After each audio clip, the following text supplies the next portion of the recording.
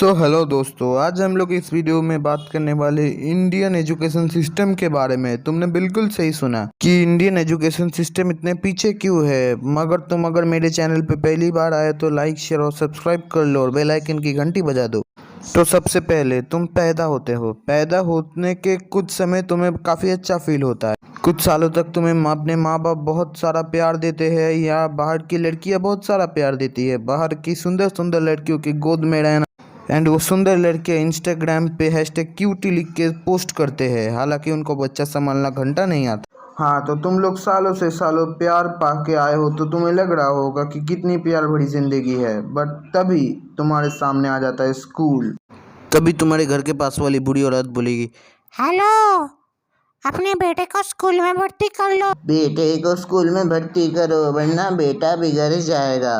ये वही लोग होते हैं जो दूसरों के घर में छांगते हैं बट खुद के घर में नहीं छांगबीन करते।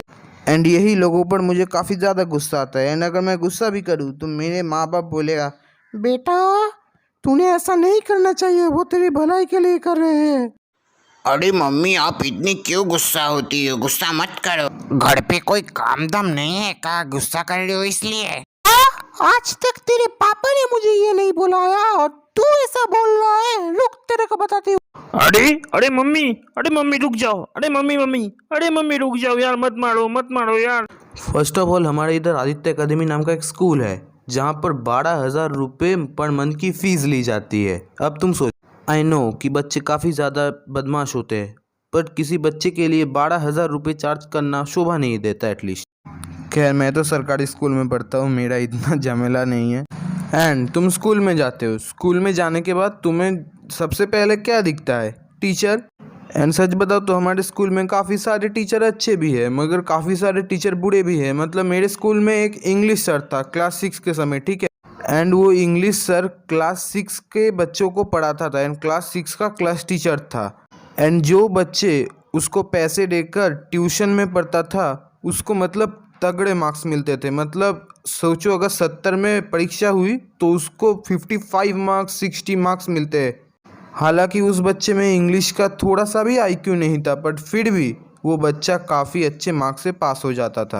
एंड जब मैं क्लास 6 में था तो मुझे आई थिंक 15 नंबर का जो टेस्ट था वहाँ पर 9.5 नंबर आए थे। अब तुम सोचोगे कि 9.5 काफ़ी ज़्यादा कम नंबर है, बट मैं अगर बताऊँ तो उस टीचर के पास जो नहीं पढ़ता था उन्हें 5 भी नहीं मिलता था ठीक से। एंड उस सर ने ग्रामर पोर्शन में मेरे 2 नंबर काट दिए थे। मतलब 2 नंबर क्यों काटे थे मुझे उस समय समझ नहीं आ रहा था, जबकि 2 का दोनों ही ठीक था पूरा। मैंने ये चीज़ किसी दूसरे सर से भी क्लैरिफाई किया, तब मुझे लगा कि नंबर बढ़ जाएगा। मैं उस क्लास टीचर के पास गया भी, बट उसने नंबर देना की बात तो छोड़ दो, उसने मेरा नंबर लिटरली 1 नंबर काट दिया एंड मुझे 8.5 मिला था। तब मुझे इतना दुख हुआ ना। एंड हमारे स्कूल में रूल था कि सिर्फ और सिर्फ स्टूडेंट को छोड़कर कोई भी आंसर कॉपी नहीं देख सकता। सो एज़ यूजुअल उस टीचर ने मुझे धमकी दी, मेरे गार्जियन को कॉल किया, मेरी मम्मी को बहुत बुरा भला बोला एंड मेरी मम्मी ने मेरे बहुत सारी पिटाई की। तब से मुझे उस सर पर हमेशा ही गुस्सा मंडराता रहता है। एंड उसके पास हमारे क्लास का शाहरुख माइती नाम का एक लड़का पढ़ता था। मतलब लड़का एकदम 3rd क्लास था, हर क्लास में बंक मारता था। एंड उस लड़के को किसी भी सब्जेक्ट में अच्छे मार्क्स नहीं मिलते थे, बट उस टाइम इंग्लिश में उसको 13 मार्क्स मिल गए थे। एंड मैंने थोड़ा इन्फॉर्मेशन ढूंढने की कोशिश भी की थी, बट उसकी माँ ने खुद कह दिया कि वो उस इंग्लिश सर के पास पढ़ता है, इसलिए उसको काफ़ी अच्छे मार्क्स मिले। मैं आज तक उस इंसिडेंट को कभी भी नहीं भूल सकता। मुझे आज भी याद है कि वो sir kind of Bhupesh Baghel जैसे दिखते थे, मगर वो सर स्कूल छोड़ दिए हैं तो उनकी बात छोड़। एंड यही बताओ तो स्कूल की सबसे बड़ी प्रॉब्लम है, तुम किसी भी सरकारी स्कूल में भर्ती हो तो तुम्हें क्या मिलेगा? मतलब बहुत कम ऐसे सर मिलेंगे जो तुम्हें लिखाते होंगे। Most of the sir class में आते हैं, सो जाते हैं, सो के चले जाते हैं। बट जब तुम्हारे उधर टेस्ट होगा ना, तब तुम्हें अगर कम नंबर मिले तो गार्जियन कॉल करना छोड़ेंगे नहीं। एंड इधर भी बात आती है पैसों की। खैर, तुम अब बड़े हो गए हो, तुम्हें एक कॉलेज में भर्ती होने की ज़रूरत है। तुम्हें कॉलेज में भर्ती होने के लिए कितने रुपए लगेंगे? तुम एक इंजीनियरिंग स्टूडेंट हो, ठीक है, तुम एक इंजीनियरिंग स्टूडेंट हो, तुमने काफ़ी अच्छा नंबर पाया है स्कूल में, अपनी मेहनत से नंबर पाया है। एंड कोलकाता में काफ़ी सारे कॉलेज है, लाइक इधर पॉपुलर कॉलेज है सेंट जेवियर्स और एक है टेक्नो इंडिया। एंड हाँ, तुम कॉलेज पास होने के बाद कलकत्ता यूनिवर्सिटी में भी जा सकते हो। एंड हमारे इधर दो सबसे अच्छी कॉलेज टेक्नो इंडिया और सेंट जेवियर्स। टेक्नो इंडिया की अगर हम बात करें तो उधर मतलब 3.5 लाख रुपए भर्ती के लिए लिया जाता है। एंड तुम्हें 50,000 रुपीज़ पर सेमिस्टर टेस्ट के लिए देना पड़ेगा। अगर तुम्हें 50,000 रुपीज़ पे नहीं किया तो तुम्हें टेस्ट पे बैठने ही नहीं देंगे वो लोग। एंड टेक्नो इंडिया इंजीनियर्स के लिए होते हैं, तो तुम सोचोगे काफ़ी अच्छा जॉब मिलेगा। बट मैं अगर बोलूँ तो इंजीनियर्स को लिटरली जॉब नहीं मिलता। मतलब 3 लाख रुपए तुम किसी कॉलेज में भर्ती होने के लिए सिर्फ जमा कर रहे हो एंड तुम्हें कोई जॉब नहीं मिला तो तुम्हें कैसा लगेगा। ऐसा ही है हमारे एजुकेशन सिस्टम। मतलब तुम पैसे लिटरली ढाले जा रहे हो, मतलब तुम्हें कोई फल भी नहीं मिल रहा। एंड पॉइंट नंबर 2 पे आते हैं हमारे माँ बाप। ये सुनने में बुरा भी लगेगा कि हमारे माँ बाप हमारे ना चाहते हुए भी हमारे लिए सबसे हानिकारक बन रहे हैं। ये है हमारे मम्मी पापा लोग। अगर तुम सपोज तुम्हारे मम्मी पापा को कहते हो कि मम्मी मुझे बाहर खेलने जाना है, तो तुम्हारी मम्मी तुम्हें खेलने के लिए मना कर देंगे, बोलेंगे कि पढ़ाई लिखाई करो। हमारी बंगाली में कहते हैं पढ़ाशुना करे जे गाड़ी घोड़ा चढ़े से। मतलब पढ़ाई जो करते हैं वो गाड़ी और घोड़ा पे बैठते हैं एंड जो पढ़ाई नहीं करते वो रास्ते पे बैठते हैं। एंड सपोज तुम सक्सेसफुल हो भी नहीं पाए तो तुम्हारे माँ बाप कहेंगे अरे पढ़ाई लिखाई क्या ज़रूरी है, क्या दूसरी चीज़ भी ज़रूरी नहीं है क्या जीवन में। मुझे तुम लोगों से एक ही बात पूछनी थी कि भाई पढ़ाई लिखाई ज़रूरी नहीं है आप कह रहे हो एंड बाद में कह रहे थे कि पढ़ाई लिखाई ज़रूरी है।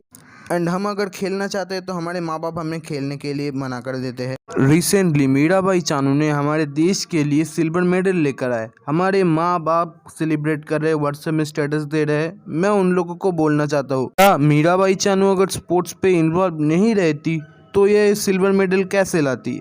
आप खुद ही बोल लिए। मैं पर्सनली बताऊँ तो खुद की मर्जी से सब काम करो, ठीक है? दूसरे की मर्जी के ऊपर मत रहो, अपनी मर्जी के ऊपर जियो। हाँ, माँ बाप की बात थोड़ी सुननी चाहिए। माँ बाप की बात अगर थोड़ी नहीं सुनोगे तो कैसे चले। अपना करियर खुद डिसाइड करो। एंड इसमें हमारे माँ बाप का भी हाथ रहता है हमारे करियर बर्बाद करने के लिए। लाइक कोई बंदा यूट्यूबर होना चाह रहा है, या समझो किसी को जियोग्राफी में काफ़ी ज़्यादा इंटरेस्ट है, हमारे माँ बाप हमें जियोग्राफी नहीं लेने देंगे। हमारे माँ बाप सपोज इंजीनियरिंग बनाना चाहते हैं तो हमें इंजीनियरिंग ही लेना पड़ेगा। क्यों भाई, जो सब्जेक्ट मुझे आती ही नहीं वो सब्जेक्ट लेके मैं क्या करूँ। एंड इसमें मतदान होता है हमारी सोसाइटी का भी। यहाँ पर सोसाइटी का भी काफ़ी बड़ा हाथ है। हमारी सोसाइटी भी हमें फोर्स करती है, हमारे माँ बाप को फोर्स करती है कि बेटे को साइंस लेने के लिए।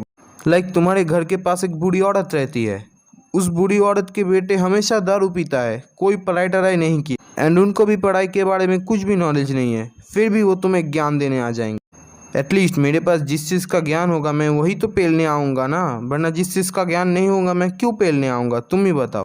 बंदा कौन सा सब्जेक्ट लेगा वो भी सोसाइटी सोचेगा, बंदा स्पोर्ट्स को लेकर कुछ करेगा वो भी सोसाइटी सोचेगा। मगर जब तुम कुछ कर दिखाते हो तो सबसे ज़्यादा भड़ास तुम्हारे सोसाइटी ही निकालता है तुम्हारे ऊपर। अब सोचो, तुम्हें एक अच्छा सा जॉब मिल गया, काफ़ी अच्छा सा जॉब मिल गया, मतलब 70,000 रुपये महीने में मिलता है तुम्हें।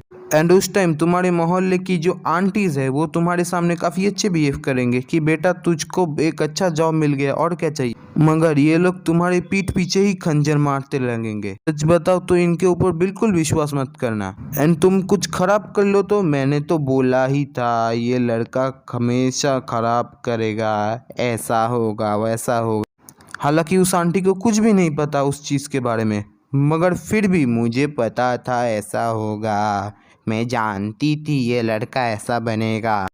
तो भाई मैं सच बताऊँ तो ऐसे आंटीज़ पर जितना कम विश्वास करो उतना ही अच्छा है।